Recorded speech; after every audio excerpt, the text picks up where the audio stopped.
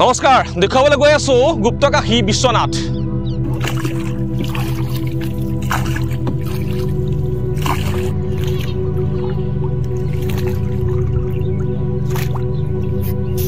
বিশ্বাস কৰে যদি কিবা কাৰণত এই বৰলাশিল ডুবিবলৈ হয় তেনলে গোটেই অসমখনে ডুবি যাব ৰহস্যমূলক ধাৰ্মিক স্থান এই বিশ্বনাথ ঘাট মনোমোহা ঠাই এইখন হৈছে বিশাল ব্ৰহ্মপুত্ৰ আৰু ব্ৰহ্মপুত্ৰৰ বুকুত আমি ইয়াৰ নাও বাই আহি আছো আপোনাক দেখুৱাম বুলি এই বিশ্বনাথ ঘাটটো এখন ডাঙৰ পৰ্যটক স্থান হয় ইয়ালৈ দেশী বিদেশী বিভিন্ন পৰ্যটক ইয়ালৈ প্ৰত্যেক বছৰ আহি থাকে আৰু শীতকালতে বিশেষকৈ পৰ্যটকৰ ভিৰ বেছি হয় ইয়াতে আছে সেই বিখ্যাত বৰলাশিল মানে যিটো শিল কোনো কাৰণত নুডুবে ইয়া মানে বিশ্বাস কৰে যদি কিবা কাৰণত বৰলাশিল ডুবিবলৈ হয় তেতিয়াহ'লে গোটেই অসমখন ডুবি যাব ইয়াত থকা গোটেই ঠাইখিনিয়ে ডুবি যায় বাৰিষা যেতিয়া ব্ৰহ্মপুত্ৰ পানী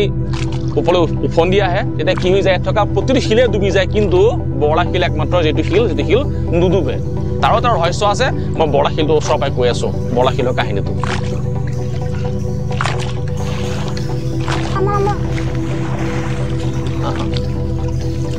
আচ্ছা এইটো হৈছে চণ্ডী মন্দিৰ আৰু চণ্ডী মন্দিৰটো কাষতে যিটো দেখিছেনে ক'লা যিটো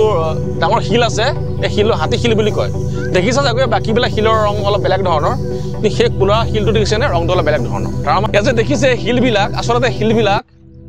একো একোটা দেৱতা বুলিও বহুতে ক'ব খোজে ইয়াতে বান ৰজাই হেনো 1 কোটি শিৱলিংগ ইয়াতে স্থাপন কৰিছিল আচ্ছা গুপ্তকাশী কি হ'ল আমি কৈ আছো আৰু ইয়াতে কি হৈছে এখন যিখন এটা মন্দিৰ আছে এই মন্দিৰটো কি হয় পানীৰ তলত ছমাহ থাকে আৰু পানীৰ ওপৰত ছমাহ থাকে আচ্ছা দাদা এই নদীখনত কি নদী লগ লাগিছে বুঢ়ীগাঙৰ বৰগাং আচ্ছা এয়া যে দেখিছে শিলবিলাক বহু হাজাৰ যুগৰ পৰা এনেকৈ আছে শিলবিলাক ইয়াত ক্ষয় ক্ষতি নোহোৱাকৈ যেন কোনোবাই সজাই থৈছে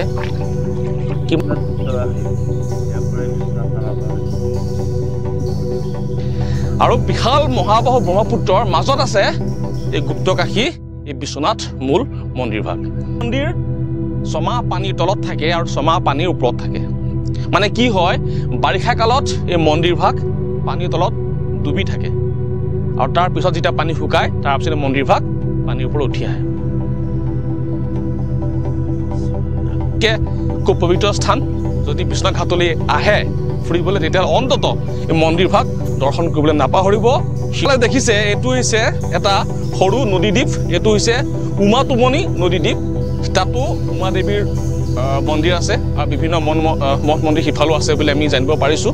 এখন ৰিজৰ্টো আছে যিসকল পৰ্যটক আহে ফুৰিবলৈ যায় তাত তেওঁলোকৰ কাৰণে এখন ৰিজৰ্টো আছে বুলি আমি জানিব পাৰিছোঁ এটা আচলতে সময়ৰ অভাৱ হৈ গ'ল কাৰণ অলপ পিছত সন্ধিয়া হ'বৰ কাৰণে মই দেখাব পৰা নাই নেক্সট ভিডিঅ'ত মই দেখুৱাম কিন্তু পঞ্চপাণ্ডৱে যে পাশা খেলিছিলে সেই ঠাইখিনি ইয়াতে চিহ্নিত হৈ আছে আৰু ইফালে এয়া দেখিছে সেয়া হৈছে কাজিৰঙা এইটো সেইটো দক্ষিণ ছাইড পৰে নেকি বাৰু আচ্ছা ব্ৰহ্মপুত্ৰৰ দক্ষিণ ছাইডত সেইফালে আছে কাজিৰঙা ইয়াত এটা মন্দিৰ আছে মই দেখুৱাম এই মন্দিৰটো কি হৈছে ভালুক মন্দিৰ বুলি কয় এই কাজিৰঙা যে লাগি আছে এই কাজিৰঙাৰ পৰা বিভিন্ন জীৱ জন্তু ইয়ালৈ আহে কিন্তু একমাত্ৰ ভালুক ইয়ালৈ আহিব নোৱাৰে কাৰণ এটা বিশ্বাস কৰা আছে যে ইয়ালৈ যদি ভালুক আহে ভালুকৰ ইয়াত থিতাতে মৃত্যু হ'ব সেইকাৰণে ইয়ালৈ ভালুক আহিব নোৱাৰে সেইকাৰণে মন্দিৰটোৰ নাম ভালুক মন্দিৰ দেখিছেনে মহাদেৱক ইমান ওপৰত ধুনীয়াকৈ স্থাপন কৰি দিছে লিখা আছে গুপ্তকাশী বিশ্বনাথ ঘাট বুলি এয়া মহাদেৱক ধুনীয়াকৈ স্থাপন কৰি ৰাখিছে এই পোষ্টাৰ এটা শিলত প্ৰকাণ্ড শিলতে শিৱৰ ত্ৰিশূল পাত অংকন কৰা আছে খুব বেছিকৈ দেখুৱাৰ ইচ্ছা আছিলে কিন্তু বেলি লহিয়াবৰ হৈছে হাতত সময় কম আন্ধাৰ হ'লে আৰু পোহৰ নাহিবতো সেইকাৰণে মই খুব কম সময়ৰ ভিতৰতে বিশ্বনাথ ঘাটক কভাৰ কৰিবলৈ চেষ্টা কৰিছোঁ যিখিনি বস্তু থাকি গৈছে মই নেক্সট ভিডিঅ'ত কভাৰ কৰিম গতিকে লৰালৈকে দেখুওৱা ভিডিঅ'টোত বহুত ভুল ত্ৰুটি ৰৈ যাব পাৰে তাৰ কাৰণে আপোনালোকে মোক ক্ষমা কৰি দিব আৰু কথাটো হৈছে কি যদি সময় সুবিধা পায় এই বিশ্বনাথ ঘাটলৈ আহিবলৈ একদম নাপাহৰিব এতিয়া হৈছে সেই বৰলাশিল পবিত্ৰ বৰলাশিলটো আচলতে এইটো এটা শিল নহয় এজন দেৱতা বুলি কোৱাৰ এটা কাৰণ আছে কাৰণটো হৈছে যেতিয়া সতীয়ে দক্ষযজ্ঞত নিজৰ প্ৰাণ বিসৰ্জন কৰিছিল তাৰ পিছত এদিন শিৱৰ খং উঠাত তেওঁ নিজৰ এডাল জটা ছিঙি দলিয়াই পেলাইছিল আৰু তাৰ পৰা এজন বীৰৰ জন্ম হৈছিল তেওঁৰ নাম আছিল বীৰভদ্ৰ আৰু শিৱই সেই বীৰভদ্ৰক দক্ষক হত্যা কৰিবৰ কাৰণে কৈছিল আৰু সেই বীৰভদ্ৰই পিছতে শিলৰ ৰূপ লৈ থাকে যিহেতু বীৰভদ্ৰই কেতিয়াও জীৱনত বিয়া নকৰালে তেওঁ বৰলা হৈ থাকিল সেইকাৰণে এই শিলটোৰ নামটো হৈছে বৰলা শিল খুব পবিত্ৰ ধাৰ্মিক ঠাই হয় বিশ্বনাথ ঘাটখন তাত আছে গুপ্তকাশী বুলি কোৱাৰ এটা কাৰণ হৈছে কি শিৱৰ পৰম ভক্ত আছিল বান ৰজাই কাশী নিৰ্মাণ কৰিব বিচাৰিছিল আৰু শিৱই তেওঁৰ তপস্যাত সন্তুষ্ট হৈ কাশী নিৰ্মাণৰ অনুমতি দিছিল কিন্তু শিৱই বিচৰা নাছিল যে ভাৰতবৰ্ষত দুখনকৈ কাশী নিৰ্মাণ হওক কাৰণ ইয়াত 1 কোটি শিৱলিংগ যদি স্থাপন কৰিছিল পিছত শিৱৰ নিৰ্দেশ মৰ্মে নাৰদ মুনিয়ে ইয়াৰ পৰা এটা শিৱলিংগ চুৰ কৰি লৈ যায় আৰু তেতিয়াৰ পৰাই এই ঠাইখিনি সম্পূৰ্ণ কাশী নহয় গুপ্ত কাশী ৰূপে জনাজাত হৈ থাকিল আৰু এইটো হৈছে এটা গণেশৰ মূৰ্তি কথাটো হৈছে কি এইটো গণেশৰ পেট বুলি জনা যায় আৰু এইডাল আচলতে প্ৰকৃত সুৰ আছিল কিন্তু কোৱা হয় যে ইংৰাজৰ দিনত এই সুৰডাল কাটি লৈ গৈছিল সেইটো কিমান সঁচা মিছা আমি নাজানো কিন্তু কথাটো মানে দিনক দিনে এই গণেশৰ পেটটো বাহিৰ অহা বুলি ইয়াৰ মানে বিশ্বাস কৰে সেইকাৰণে এনেকৈ বনাই ৰাখিছে ওপৰৰ এই চালিখন যেন যদি গণেশৰ পেটটো যদি বাহিৰ বাহিৰ গৈ থাকে এটা সময়ত যেন সেই চালিখন খুলি দিব পৰা যায় গতিকে ইয়াত মানে শিৱ লিংগ আছে এই গম্ভৰত আৰু সিফালে গম্ভৰত জুনিবিধ আছে